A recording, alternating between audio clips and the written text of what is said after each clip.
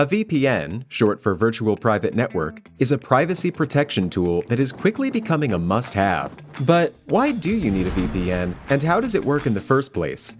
A VPN helps your data travel through the internet safely, without big companies or cybercriminals being able to spy on your online activities.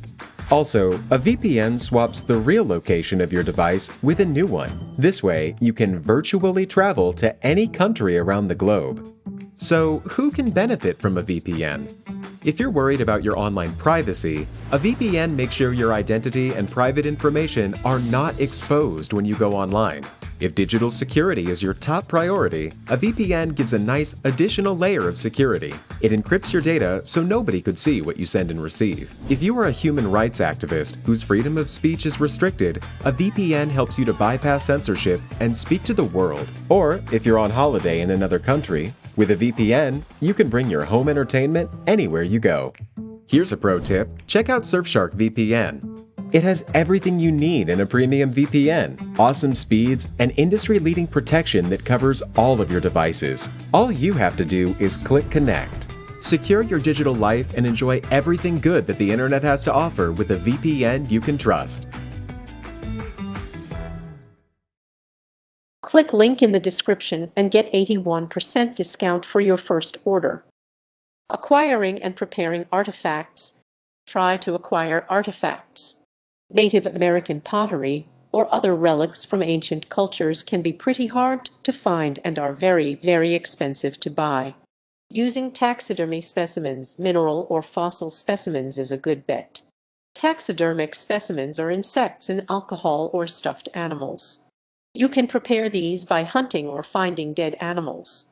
For birds, mammals, and sometimes reptiles, such as crocodiles, and maybe sharks, you can stuff the specimen. For mollusks, insects, spiders, fish, salamanders, frogs, toads, and lizards, you can put them in special preservatives. Rocks and minerals can be found very easily in mines, mine dumps, rock piles, caves, mountains, and quarries. If you do not live near any of these, you can wait for a trip, collect everyday use rocks such as coal and limestone, or go to a special rock shop or gem show. If you want to make your rock more shiny, you can buy special equipment. Fossils are the remains of ancient animals and plants which turned to stone millions of years ago.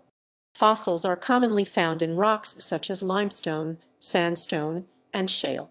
When you find your fossil, wrap it in newspaper and tape to make sure it does not get broken. You can prepare your fossil with a toothbrush and dental tools. If there are no fossils in your area or you cannot collect them, you can also get them at rock shops and shows. Cataloging and labeling. Be sure to label them. Sometimes you can lose track of your specimen's information, such as where and when it was found. It is a good idea to keep track of your specimen in a catalog or database. Handwritten catalogs are usually messy and unprofessional. Use Microsoft Excel or Google Sheets to create one of these.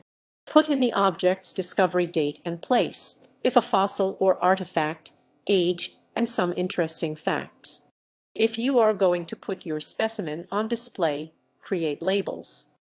As with the catalog, it is not a good idea to have your labels handwritten. On your label include the object's catalog number, general keyword, and location of discovery. Displaying your items. If you are building a museum, you will of course need a display of objects. For ancient artifacts, try to piece them together with crazy glue. Stuffed animals can be mounted on wooden poles or in dioramas. Rock specimens can be displayed together or individually. Small fossils, such as shells or leaves, can be placed in a display case or cabinet, while individual bones of larger animals can be mounted as a skeleton. If bones are missing, they probably will be. You can make plaster copies of other bones or sculpt replicas out of clay. Creating your exhibit. Once you have acquired, prepared, cataloged, labeled, and figured out how you are going to display your specimens, you can start designing your exhibit. Maybe try to have a large permanent exhibition and have a couple small temporary ones, so guests have something new to see each time. Try to choose theme which interests you or is relevant to subject of view objects. For ancient artifacts, maybe archaeology; for taxidermy, maybe the diversity of life; for rocks and minerals, maybe the earth; for fossils, maybe prehistoric life or geology. Creating a diorama for your exhibit. Once you know your theme for your exhibit, you could create a diorama. Maybe even put some of the objects in the diorama. The first step of creating your diorama is the animals or people. For animals, you can buy replica or even real skeletons to use.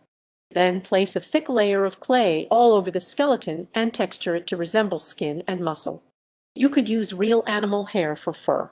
The second step is to create rocks and plants. For rocks, sculpt plasticine clay and paint it to look like the real thing.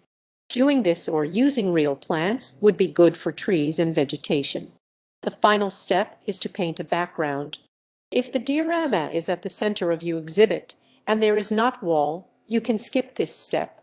For the background, use a large removable canvas and acrylic or spray paint. Paint mountains, more trees, rocks, and other animals in the background. Opening your museum. The first step of this last section is to prepare your exhibit.